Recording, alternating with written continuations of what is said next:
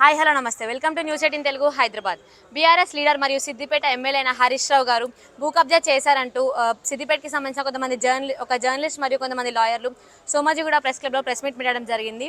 ఇక్కడ మనతో పాటు సిద్దిపేట సంబంధించిన జర్నలిస్ట్ రమేష్ గారు ఒకసారి అడుగుదాం ఏంటి డీటెయిల్స్ అని. నమస్కారం సార్.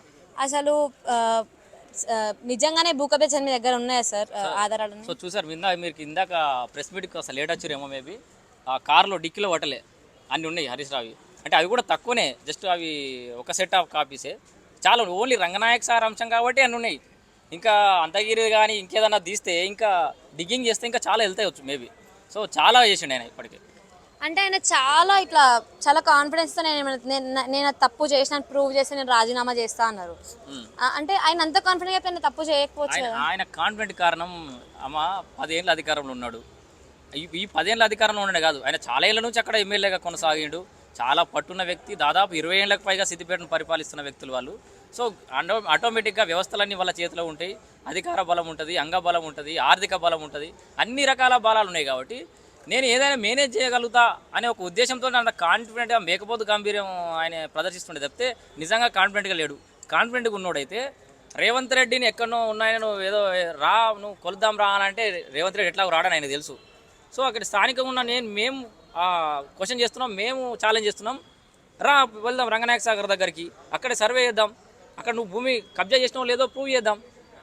సో ఆయన బాధ ఏంటంటే ఎవరు రారు, ఎవరు అడగరు, ఏం చేయలేరులే అనే ఉద్దేశంతో ఆయన కాన్ఫిడెంట్గా అట్లా మాట్లాడుతున్నాయి. కానీ కాన్ఫిడెన్స్గా ఉన్నోడైతే సపరేట్ కూకుంటుండే సరే ఏ ఎంక్వైరీ అయినా చేసుకొని నా దాకా వచ్చినప్పుడు చూసుకుందాంలే అనుకుంటుండు. కానీ ఇప్పుడు దిద్దుబాటు చర్యలకు దిగుండు. ఎక్కడైతే కబ్జా చేసినా మనం ఆరోపిస్తున్నామో అక్కడ రాత్రి జేసీబీలు నడుస్తూ ఉన్నాయి, అవన్నీ సాఫ్ చేస్తున్నాడు. రీసర్వే చేయడానికి కొంతమంది అక్కడ స్థానికంగా తహసీల్దారులను కూడా ఎంక్వైరీ చేయించుకుందాం అనే ప్రయత్నాలు కూడా జరుగుతున్నాయని తెలిసింది మనకు. ఇంకా దానికి సంబంధించిన క్లియర్ ఇన్ఫర్మేషన్ లేదు. సో ఏదో ఒకటి చేసి దాని నుంచి బయటపడాలి. అండ్ అక్కడ భూములు ఎవరైతే రైతులు ఉన్నారో వాళ్ళ దగ్గర నుంచి ఉన్నాడు కదా, ఆ చనిపోయిన వ్యక్తులకు సంబంధించిన కుటుంబ సభ్యులతోటి డీటెయిల్ కట్టించండి. ఏమనంటే ఆ భూమి మీది కాదు, మీకు కంపెన్సేషన్ తప్పుగా ఇచ్చినాం, అది రిటర్న్ ఇవ్వండి అని చెప్పేసి రికవరీ నోటీసులు పంపించారు ఇరిగేషన్ నుంచి. సో ఏం చేస్తున్నా అంటే ఇక్కడ ఓవరాల్గా హరీష్ రావు రైతులే దొంగలు, రైతులను దొంగలుగా చిత్రీకరించే ప్రయత్నం చేస్తుండు. ఆ భూమి వాళ్ళలే కాదట, నాకు అమ్మీరు, నేను మోసపోయినా, నేను అమాయకుడిని, నేను శుద్ధపూసని, నాకు తెలియకుండా వాళ్ళ భూమి కొన్నా, వాళ్ళు ఏడ భూమి చూపిస్తే అడిగిపోయినా నేను. మొన్న తెలివిగా ఆయన కూడా అన్నాడు, మొన్న వాళ్ళు రైతులు ఏడు చూపిస్తే అడిగిపోయినా మోక మీదకి అని అది తెలివి ప్రదర్శించింది. అక్కడ మొత్తం విచారణ చేసి లాస్ట్ క్లాస్ నాకు ఏమంటాడంటే ఆ రైతులు వాళ్ళదనుకున్నా, నేను కొన్నా, అక్కడ ఎక్కువ మోక చూపెట్టారు అడిగిపోయినా, అది డిస్ప్యూట్లు ఉందని నాకే మెరక అంటాడు. చిన్న అసలు ఏం నాలెడ్జ్ ఉన్న కూడా అసలు ల్యాండ్ కొనే ముందట దానికి పానీలు ఉన్నాయా లేదా, లింక్ డాక్యుమెంట్లు ఉన్నాయా లేదా, అసలు ఇది ప్రభుత్వ రంగనాయక సాగర్ ప్రాజెక్ట్ దగ్గర ఉంది కదా, ప్రాజెక్ట్లో పోయిందా లేదా, గెజిట్లు వచ్చిందా లేదా, చదువు రాణాలు కూడా చూస్తున్నారు. ఇవ్వాలి రేపు నువ్వు ఇరిగేషన్ మంత్రిగా పనిచేసినటువంటి వ్యక్తివి, నువ్వు అవి చూసుకోలేదా? అంటే ఇప్పుడు బాధితులు ఎవరు రెస్పాండ్ అవ్వట్లేదు. సో రెస్పాండ్ అయ్యారమ్మా అంటే ఇక్కడికి రాలేదు. జనరల్గా సిద్దిపేటలో గత కొన్ని రోజుల కింద కొన్ని కథనాలు వచ్చినాయి, కొన్ని టీవీ ఛానల్ కూడా వచ్చినాయి. వాళ్ళు కూడా వచ్చారు మాట్లాడితే కూడా వాళ్ళు దానికి కూడా ఏం ఆరోపణలు చేస్తారంటే వీళ్ళకి డబ్బులు ఇస్తే తెప్పించారు వాళ్ళని అని చెప్పేసి వాళ్ళు అంటారు. భయపట్టించి ఇన్ని రోజుల కొల వాళ్ళు మైపబెట్టిరా నేను అంటున్నా. ఇప్పటికి కూడా ఈ కథనాలు వచ్చిన తర్వాత ఇప్పుడు ఇమ్మీడియట్గా ఏం జరుగుతుందంటే అక్కడ హరీష్ రావు మమ్మల్ని ఏం చేయాలనే ప్లాన్ ఒకటి, అక్కడ ఈ రైతులు ఇప్పుడు మీరు అందరు దృష్టికి వచ్చింది కదా, వీళ్ళంతా సిద్దిపేట కొరకు వస్తే ఎంతమంది నాపాలి ఈ మీడియాని, ఎవరన్నా పోయి బాధితులను టచ్ చేస్తే ఎట్లా? ఇప్పుడు మా మీద నమ్మకం ఉండో లేకనో ఇంకా డీప్ ఇన్ఫర్మేషన్ కోసం మీరు సిద్దిపేటకు వచ్చారనుకో, అక్కడ రైతులు ఎవరిని కూడా మాట్లాడకుండా చేసే ప్రయత్నం ఇప్పుడు జరుగుతూ ఉంటాయి సిద్దిపేటలో. సో వాళ్ళందరినీ భయభ్రాంతలకు గురి చేసే ప్రయత్నాలు జరుగుతూ ఉంటాయి. సో వాళ్ళు అందుకే బయటకు రాలేదు. మాలాంటి వాళ్ళమే బయటకు రావడానికి ఈ నెల నుంచి ఫైట్ చేయంగా ఇక్కడ దాకా వచ్చినామమ్మా. కామన్ మ్యాన్ రావాలంటే టైం పడుతుంది. అంటే ఇప్పుడు ఇందాక ప్రెస్ మీట్ లో మీరు చెప్పినది ఏంటంటే నేను కూడా హరీష్ రావు బాధితుడిని అన్నారు. అంటే మీరు కూడా రంగనాయక సాగర్ బాధితుడేనా? మల్లన్న సాగర్ బాధితుడిని. అయితే జనరల్గా రంగనాయక సాగర్ అయితేంది, మల్లన్న సాగర్ అయితేంది, ఏ రాయి అయితే ఎత్తికొట్టుకొని అన్నట్టు ఏ ప్రాజెక్ట్ అయితే మునిపోనికి మొత్తం కన్నీళ్ళే. సో మల్లన్న సాగర్ అయితే ఇంకా దారుణం. ఆ విషయం చెప్పుదామంటే ఎందుకంటే రంగనాయక సాగర్ హరీష్ రావు కళల సౌధం, అది మల్లన్న సాగర్ అంటే ఏదో నీళ్ళ కోసం ఏదో కట్టినో ఎంతోమంది కన్నీళ్ళు పోయినాయి. కానీ రంగనాయక సాగర్ చాలా బ్యూటిఫుల్గా డిజైన్ చేసుకుంటే మధ్యలో ఒక ఐలాండ్ ఉంటుంది, గవర్నమెంట్ సంబంధించిన గెస్ట్ హౌస్లో కట్టిండు, అది ఆయనే కాదు నేను చెప్తున్నా. కానీ కాకపోతే ఇంకో 20 ఏళ్ళు మేమే ఉంటాం కదా, ఎంజాయ్ చేయొచ్చు అనుకున్నాడు. బ్యాక్ వాటర్లో రిసార్ట్లు కడదాం అనుకుంటూ, హోటల్స్ కడదాం అనుకుంటూ, ఒక artificial beach, boating and floating రిసార్ట్లు, ఇట్లా చాలా ఇమాజిన్ చేసిన అనుకో. సో అవన్నీ వర్కౌట్ కాలేదు. కానీ రంగనాయక సాగర్ వరకు నేనైతే మల్లన్న సాగర్ భూమి నిర్వాసిస్తున్నామ్మా. సో ఈ నన్ను అక్కడ ఇబ్బంది పెట్టింది కాబట్టి అసలు ఈయన ఏంది ప్రాజెక్టులలో ఏం చేస్తుండే ఈయన అని డిగ్గింగ్ చేయడం స్టార్ట్ చేస్తే ఈయన రంగనాయక సాగర్లో ఈయన అవినీతి బయటపడ్డారు. అండ్ ఇంకొక విషయం, తీసుకున్న భూములు రంగనాయక సాగర్కి కాకుండా ఈ సిద్దిపేట డెవలప్మెంట్ సూడా ఉంది కదా, దానికి వాడారని మీరు చెప్పారు. అవును అలా వాడితే అంటే ఇప్పుడు తీసుకున్న డెవలప్మెంట్ కోసమే వాడారు కదా. అవునవును. ఇక్కడ మీరు ఇక్కడ చాలా మంది క్లారిటీ ఇస్తా ఏంటంటే, వాస్తవానికైతే ఇరిగేషన్ ప్రాజెక్టు పేరుతోటి రైతుల దగ్గర నుంచి తీసుకున్న భూమి, రైతుల దగ్గర తీసుకున్న భూమి ఆ ప్రాజెక్టు కోసమే వాడాలి. వేరే ఎవరికి ఇవ్వాలన్నా కానీ అదొక లెక్కపత్రం ఉండాలి. ఎందుకు ఇస్తున్నాం, వెరీ స్పెషల్ కేసెస్లో సుడాకి ఎందుకు ఇస్తున్నాం, ఇక్కడ సిద్దిపేట నియోజకవర్గంలో ఎక్కడ కూడా ప్రభుత్వ భూమి అవైలబిలిటీ లేదు, ఈ ఉన్న భూమిని డెవలప్మెంట్ అథారిటీ కోసం వాడుతున్నాం అని చెప్పేసి ఏదో చేసి ఏదో కాయిదా అయితే ఉండాలి కదా. దానికి కాయిదా నాడు కూడా నాకు మన దగ్గర లేవనే అనుమానం ఉంది.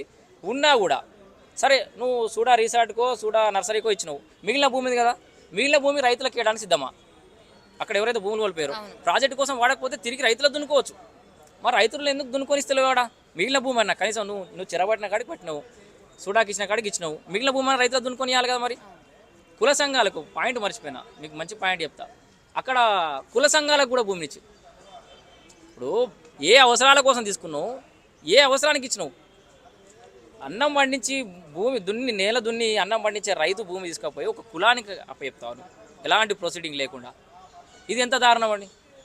సో ఇట్లా అనేక అవకతవక జరిగినాయి రంగనాయక సాగర్ చుట్టూ అనేది మా ఆరోపణ. సో ఇవన్నీ తిరిగి రైతులకు చెందాలనేది మా ప్రధాన డిమాండ్. అంటే మొత్తానికి అసలు ఎంత భూమి తీసుకున్నారు? దాదాపుగా ఆయన ఒక 10-12 ఎకరాలు 13 ఎకరాల దాకా పొజిషన్లో ఉన్నట్టుగా తెలుస్తుంది. అంటే ఆయన ఉన్న పొజిషన్లో ఆన్లైన్లో వేరే ఉండొచ్చు, పొజిషన్లో వేరే ఉండొచ్చు. అట్లా చాలా అవకతవకలు జరిగినాయి. దాదాపు ఒక 9 గుంటల వరకు ఏదో ఇరిగేషన్ నుంచి వచ్చినాయని మా అడ్వకేట్ ఇందాక చెప్పింది, 9 గుంటల వరకు ఉండొచ్చు. సో ఇల్లీగల్గా ఒక 9 గుంటలు, అంటే మనకు టెక్నికల్ ఎవిడెన్స్ని బట్టి ఇల్లీగల్ అనేదానికి ఒక 9 గుంటల దాకా ఉంది. మిగతా భూమి కూడా రైతులను భయభ్రాంతులకు గురి చేసే కొన్నాడు కాబట్టి అది కూడా ఇల్లీగల్ ఒక రకంగా. టెక్నికల్గా అది ప్రూవ్ కాదు కావచ్చు, కానీ అది కూడా భయభ్రాంతులకు గురి చేసి చీటింగ్ అది ఒక రకంగా. ఈ ప్రెస్ మీట్ పెట్టిన వారిలో అడ్వకేట్ రవీందర్ యాదవ్ గారు ఉన్నారు. ఒక్కసారి అంత డీటెయిల్స్ అన్ని కనుక్కుందాం. నమస్కారం సార్. నమస్తే మేడం. అంటే సార్, ఇప్పుడు బాధితులు ఎవరు రెస్పాండ్ అవ్వట్లేదు. అంటే హరీష్ రావు కబ్జా చేశారు, మీ దగ్గర డాక్యుమెంట్స్ ఉన్నాయి, ప్రూఫ్స్ ఉన్నాయని మీరు చెప్తున్నారు. బాధితులు అయితే ఎవరు రెస్పాండ్ అవ్వట్లేదు. బాధితులు రెస్పాండ్ అవుతారని మీరు అంటారు. ఇక్కడ నేనేమంటున్నా అంటే, బాధితులు గత ప్రభుత్వంలో హైకోర్టును ఆశ్రయించారు, హైకోర్టులో కేసులు పెండింగ్లో ఉన్నాయి. సో నడుస్తూ ఉన్నది. గతంలో ఈ విషయాన్ని మేము బయటకు తీసుకొచ్చి వెలుగులో తీసుకొచ్చి రైతుల పక్షాన కానీ మేము అక్కడ ఉన్నటువంటి ప్రజల పక్షాన పోరాటం చేస్తూ ఉన్నాం. ఇక్కడ విషయం మీకు మేజర్గా చెప్పాల్సిన విషయం ఏంటంటే, రైతు అనే వ్యక్తి ఇరిగేషన్కు రిజిస్ట్రేషన్ చేసిండు. ఇరిగేషన్కి చేసినటువంటి భూమి ఏదైతే ఉన్నదో, ఆ ఇరిగేషన్కి చేసినటువంటి భూమి 9 గుంటల భూమిని ఒక థర్డ్ పర్సన్ పేరు మీద చేసుకొని ఆ థర్డ్ పర్సన్ నుండి మళ్ళీ హరీష్ రావు గారు చేసుకున్నాడు. నేను కాసేపు ఓవరాల్గా రైతుల సమస్య, రైతుల నుండి హరీష్ రావు గారు ఉన్నారు అనే దాన్ని ఆ సబ్జెక్టు బంధు పెడితే, ఈ 9 గుంటలు ఏదైతే ఉన్నదో అవి హరీష్ రావు గారు, మీరు నిజంగా ల్యాండ్ అక్వైర్ చేసిన డీటెయిల్స్ అని మీ దగ్గర ఉంటాయి. గతంలో పహాన్ లెవెల్లో ఉన్నారు, 1B ఎవరిది ఉన్నది, మొత్తం ఇంతకుముందు ఎవరు ఉన్నారు, ఇక్కడ భూమి ఎంత సేకరించారు, మిగిలిన భూమి ఎంత అనేది మీకు మొత్తం పర్టికులర్గా ఐడియా ఉంటుంది. మీరు అన్నట్టుగా 1 ఎకరా ఇప్పుడు 9 గుంటల భూమి అయితే ఏదైతే ఉన్నదో అది మీ పేరు మీద చేసుకున్నారు. చేసుకొని మొన్న ఏమన్నారు, నేను 1 గుంట కూడా ఎక్కడ ఇల్లీగల్గా చేసుకోలేదని చెప్పేసి మీరు చెప్తా ఉన్నారు. అయ్యా హరీష్ రావు గారు, 2018 ముందు మీకు భూమి రాలేయాల ఆ నంబర్లో కాసేపు. ఆ నంబర్లో రైతులు 2016నే ఇరిగేషన్ డిపార్ట్మెంట్కు రిజిస్ట్రేషన్ చేసిర్రు. ఇరిగేషన్ డిపార్ట్మెంట్కు రిజిస్ట్రేషన్ చేసిన తర్వాత ఆ భూమిలోకి వెళ్ళి 1 గుంట ఎక్సెస్ తోటే ఉప్పెన విజయ్ గారు అండ్ మన సయ్యద్ బిన్ అబ్దుల్లా గారు రిజిస్ట్రేషన్ చేసుకున్నారు. వాళ్ళిద్దరు చేసుకున్న రిజిస్ట్రేషన్ భూమి మళ్ళీ ఆటోమేటిక్గా నీ పేరు మీదకి వచ్చేసింది. ఇది ఎలా సాధ్యం అనేది నేను అడుగుతా ఉన్నా. నిజంగా మీకు చిత్తశుద్ధి ఉంటే, మీరు నిజాయితీ పరులే అయితే దర్యాప్తు సంస్థలకు మీరే ఒక దరఖాస్తు పెట్టండి. నేను రంగనాయక సార్ విషయంలో ఎలాంటి తప్పు చేయలేదు కావున దీని మీద విచారణకు నేను సిద్ధంగా ఉన్నా అని చెప్పేసి మీరే దర్యాప్తు సంస్థలకు ఒక లెటర్ పెట్టని చెప్పేసి ఈ సందర్భంగా నేను డిమాండ్ చేస్తూ ఉన్నా. అదేవిధంగా నేను ప్రభుత్వాన్ని అడుగుతా ఉన్నా, కాలయాపన చేసిన కొద్దీ హరీష్ రావు గారు అక్కడ ఉన్నటువంటి మోకా పర్సులు మారుస్తూ ఉన్నారు. సరే, డాక్యుమెంట్ అయితే దీన్ని ఏం చేయలేడు, మోకాన్ని మారుస్తూ ఉన్నారు. మీరు వీలైనంత తొందరగా రాష్ట్ర స్థాయి నుండి దర్యాప్తు సంస్థలు, రాష్ట్ర స్థాయి అధికారి నుండి ఒక ఆఫీసర్ను ఎంక్వైరీ ఆఫీసర్గా నియమించి తొందరగా మీరు దీని మీద విచారణ చేపట్టాలని చెప్పేసి మేము కోరుతా ఉన్నాం. మూడోది ఏంటంటే, అయ్యా హరీష్ రావు గారు, నేను నిన్నే అడుగుతా ఉన్నాను, నిజంగా మీరు రైతుల దగ్గర నుండి సేకరించరు, అంతకుముందు రైతుల దగ్గర నుండి ఇరిగేషన్ భూమి, మిగిలిన భూమి కూడా తీసుకున్నారు, దాన్ని సిద్దిపేట అర్బన్ డెవలప్మెంట్కు ఇచ్చినారు.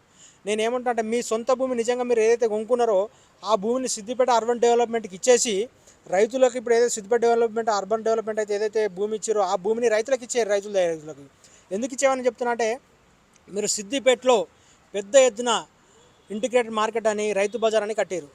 నువ్వు సో రైతుది ఒక 4 ఎకరాలు ఉంటే మొత్తం పోయింది ఒక 10 గుంటలే ఉన్నది, ఒక రైతు మొత్తమే పోయింది. నువ్వు ఈ భూమి కనుక అదే రైతులకు సుడాకు ఇచ్చిన భూమి ఏదైతే ఉన్నదో అది రైతులకు ఇస్తే వాళ్ళు కొత్తిమీర కానీ పాలకూర కానీ ఇంకేదన్నా అలా గోంగూర కానీ అల్లుకొని అదే పంట తీసుకొని పోయి ఆ మార్కెట్లో పోయి అదే మార్కెట్ నువ్వు కట్టించిన మార్కెట్లో కూర్చొని అమ్ముకుంటారని చెప్పేసి నేను మీ ద్వారా కోరుతా ఉన్నాను. అండ్ ఇంకొక విషయం, ఇప్పుడు మీరు ఇదంతా మీ దగ్గర ప్రూఫ్స్ కూడా ఉన్నాయి, అన్నీ ఉన్నా కూడా ప్రభుత్వం రెస్పాండ్ అవ్వట్లేదు.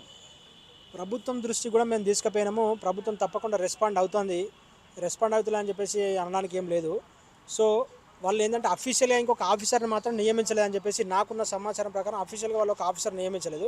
అట్ ద సేమ్ టైం మేము కూడా లీగల్గా వాళ్ళు ఆఫీసర్ని నియమించరా అనేది వారి ఇష్టం, ప్రభుత్వం ఇష్టం. నేనేమంటున్నా అంటే తప్పకుండా న్యాయస్థానాలలో నేను న్యాయ పోరాటం చేస్తా, రైతుల పక్షాన కావచ్చు, ఒక స్థానిక పౌరునే కావచ్చు. ఇరిగేషన్ భూమికి వేసిన భూమిని నువ్వెట్లా రిజిస్ట్రేషన్ చేసుకుంటావు అనేది నేను పదే నేను విమర్శిస్తూ ఉంటా. నేను దాని మీద కోర్టులను ఆశ్రయించి ఆ భూమిని మళ్ళీ ప్రభుత్వానికి అప్పచెప్పడం కానీ లేదంటే రైతులకు అప్పచెప్పడం కానీ పక్కా నేను దీని మీద పోరాటం చేస్తానని కూడా చెప్తా ఉన్నాను. అంటే మీరు కూడా ఒక బాధితుల్లో ఒకరేనా? నేను అక్కడ రంగనాథ సార్ బాధితుని కాదు, కాకపోతే అక్కడ ఉన్నటువంటి అనేక అన్యాయాలు అక్రమాలు అయితే ఏవైతే ఉన్నాయో ఈయన కావచ్చు, ఈయన అనుచరులు కావచ్చు, వీళ్ళందరూ చేసిన మాట మీద గత 4-5 సంవత్సరాల నుండి నేను పోరాటం చేస్తూ ఉన్నా. అందులో భాగంగానే హరీష్ రావు అంటే బయటకు ఏంటంటే హరీష్ రావు అంటే దేవుడు అని అంటారు. అయ్యా దేవుడు కాదయ్యా, ఆయన నరరూప రాక్షసుడు. మేము దానికి సంబంధించినటువంటి డీటెయిల్స్ పూర్తిగా నేను చూపిస్తా, ఈ తెలంగాణ ప్రజలకు చూపించాలి కూడా అని చెప్పేసి నేను తీసుకురావడం జరిగింది. గతంలో కూడా ఈయన మీద మాట్లాడినందుకు కానీ విమర్శించినందుకు కానీ ఏదైతే వీళ్ళు చేసినటువంటి లోపాలని అవన్నీ ఎత్తి చూపినందుకు మా మీద కూడా అక్రమ కేసులు చాలా పెట్టడం జరిగింది. ఏ అక్రమ కేసులు పెట్టినప్పుడు కూడా వెనుకకు తగ్గలే. అయ్యా దొరాని బాంచన్ని కాలుమొక్తాను అన్నాడు, ఆయన కాళ్ళ మీద వల్లే అని చెప్పేసి గర్వంగా నేను చెప్తా ఉన్నా. Thank you sir, thank you so much.